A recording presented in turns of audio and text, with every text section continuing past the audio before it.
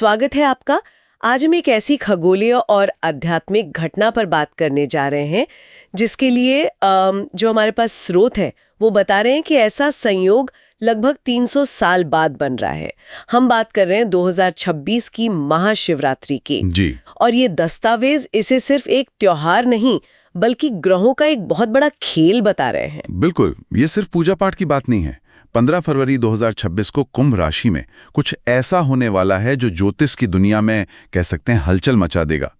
हमारे सामने जो जानकारी है वो साफ बताती है कि सूर्य, शुक्र, बुध और राहु, ये 4 ग्रह एक साथ कुंभ राशि में इकट्ठा हो रहे हैं। 4 ग्रह एक साथ? हाँ, और ये एक बहुत ही दुर्लभ और शक्तिशाली योग है। तो आज हमारी कोशिश यही रहेगी कि हम इन स्रोतों की मदद से इस पूरे खेल को मतलब डिकोड करें।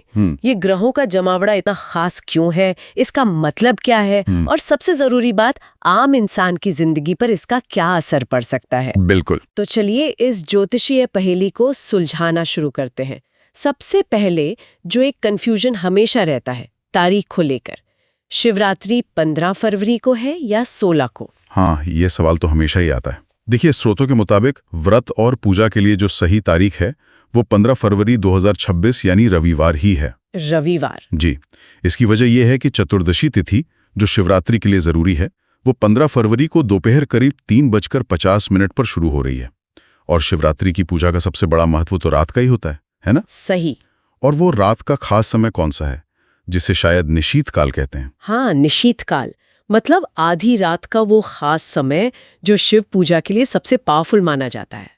ये 15-16 फरवरी की रात 12:09 से शुरू होकर 1:01 तक रहेगा। अच्छा, लगभग 1 घंटे का समय। हाँ, ये लगभग 1 घंटे की जो विंडो है ये शिव आराधना के लिए सबसे असरदार मानी गई है।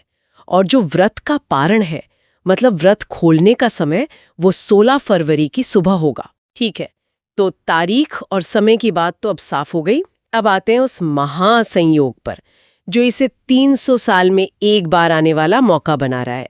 आपने 4 ग्रहों के एक साथ आने की बात की, लेकिन जी, उसमें एक राहु भी है जिसे ज्योतिष में अक्सर एक मतलब शरारती या गड़बड़ करने वाला ग्रह माना जाता है। हाँ, सही पकड़ा आपने। तो क्या एक इतने शुभ योग में उसकी मौजूदगी थोड़ी चिंता की बात नहीं है? ये बहुत अच्छा सवाल है और यही तो इस योग को इतना दिलचस्प बनाता है। आप ऐसे सोचिए, कुंभ राशि एक तरह का मीटिंग रूम है और उसमें एक राजा यानी सूर्य, एक स्मार्ट सलाहकार यानी बुध, एक डिप्लोमैट यानी शुक्र और एक अप्रत्याशित विद्रोही या कहें तो गेम चेंजर राहु एक साथ आ गए हैं। वाह! तो जब इतनी अलग अलग तरह की ताकतें एक साथ आती हैं तो कुछ बड़ा और अप्रत्याशित होना तो तय है। राहु यहां पर अचानक होने वाली घटनाओं का संकेत देता है। अब ये अच्छा भी हो सकता है और बुरा भी, लेकिन ये चीजों को हिला के रख देगा, ये पक्का है। मतलब ये एक हाई एनर्जी अनप्रिडिक्टेबल कॉम्बिनेशन है। बिल्कुल। और क्या सिर्फ यही एक योग बन रहा है या और भी कुछ है? नहीं, यही तो खास बात है। इसके सपोर्ट में 3 और शुभ योग बन रहे हैं। सर्वार्थ सिद्धि योग जो हर काम में सफलता दिलाता है। अच्छा। शुक्रदित्य योग और लक्ष्मी नारायण योग जो सीधे सीधे धन, समृद्धि और बुद्धि से जुड़े हुए हैं। तो आप देखिए, यहाँ शक्ति, बुद्धि और धन का एक जबरदस्त कॉकटेल तैयार हो रहा है। एक मिनट, हमारे स्रोतों में शनि और मंगल की भी कोई खास पोजीशन बताई गई है? हाँ, ज्योतिष में तो इन दोनों को ही काफी मतलब उग्र ग्रह माना जाता है। तो क्या इन दोनों का एक साथ शक्तिशाली होना किसी तरह के टकराव का संकेत तो नहीं है? ये एक और बहुत गहरी बात है। जो बात इसे और भी ज्यादा खास बनाती है वो है शनि की पोजीशन। शनि अपनी ही मूल त्रिकोण राशि यानी कुंभ में होंगे। अपनी ही राशि में? जी। ज्योतिष में इसे किसी भी ग्रह के लिए सबसे मजबूत और सबसे आरामदायक स्थिति माना जाता है। आप समझिए जैसे कोई अपने घर के सबसे पसंदीदा कमरे में बैठा हो। हाँ। जहां से वो सबसे अच्छे और असरदार फैसले ले सकता है। तो शनि यहाँ न्याय और अनुशासन के साथ काम करेंगे। और मंगल का क्या? और मंगल धनिष्ठा नक्षत्र में होंगे। अब धनिष्ठा नक्षत्र का संबंध संगीत, लय और धन से है। तो मंगल की ऊर्जा यहाँ विनाशकारी नहीं बल्कि एक लय में, एक डिसिप्लिन में काम करेगी।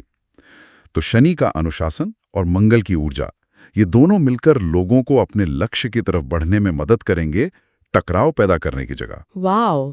तो अब जब हमने ये समझ लिया है कि आसमान में क्या चल रहा है तो जमीन पर आते हैं। हाँ। हम सब ये जानना चाहते हैं कि इसका हमारी जिंदगी पर, हमारी राशि पर क्या असर होगा। क्या कुछ लोगों की किस्मत चमकने वाली है? बिल्कुल।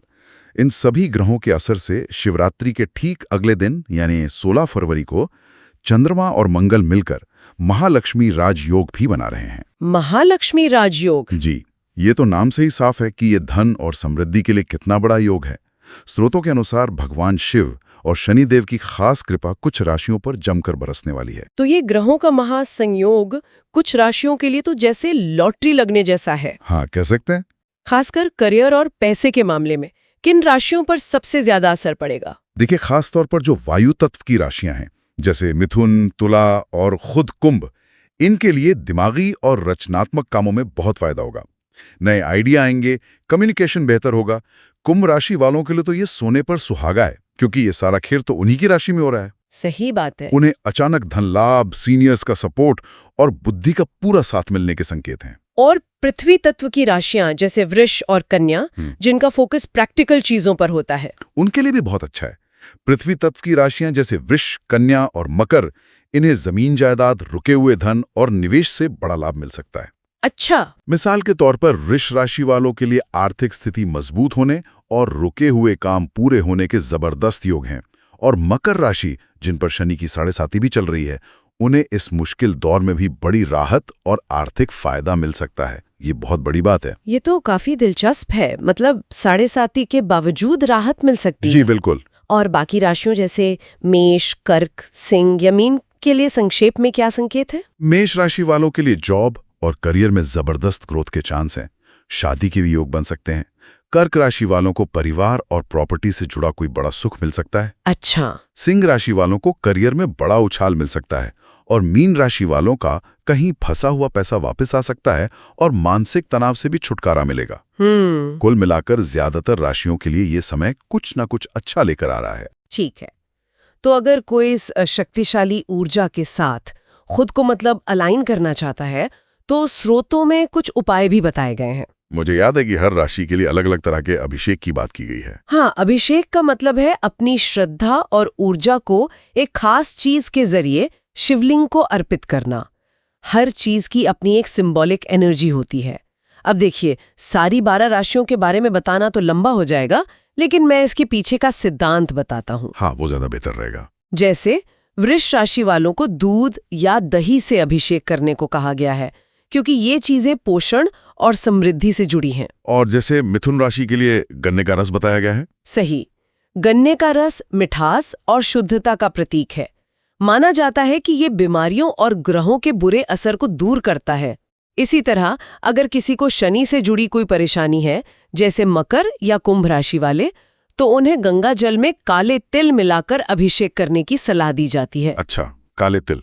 जी, तिल का संबंध शनि और पितरों दोनों से माना जाता है। जी। तो ये शनि दोष और पितृ दोष दोनों में राहत देता है। तो मतलब अपनी राशि या अपनी जरूरत के अनुसार चीज चुन सकते हैं।